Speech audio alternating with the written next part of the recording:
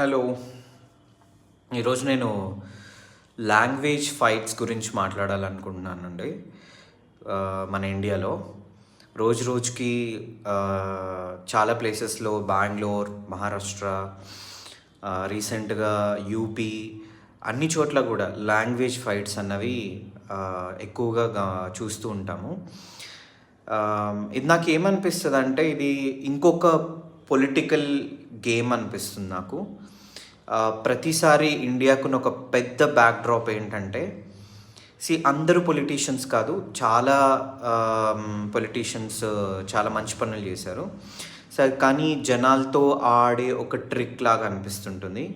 So ఒక place ఉదాహరణకి మనకి బెంగళూరు ఇప్పుడు మనకు చాలా డెవలప్ అవుతుంది.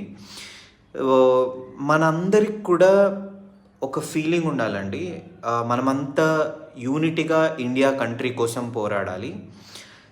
యూనిటీ అండ్ డైవర్సిటీ మన కంట్రీలో ఉంది.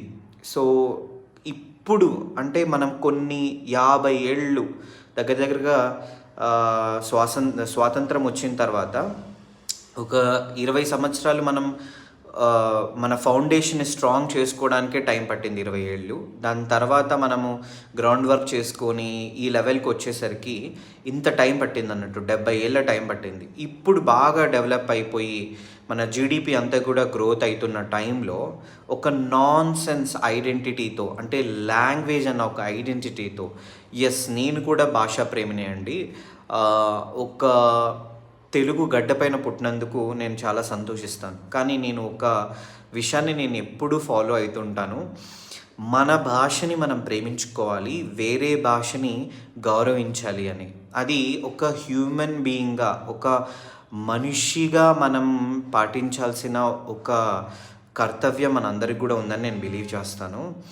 సో వేరే భాషని కించపరచడం, మీది అలా ఉంది, లేకపోతే అది ఇంతటితో ఆగదండి.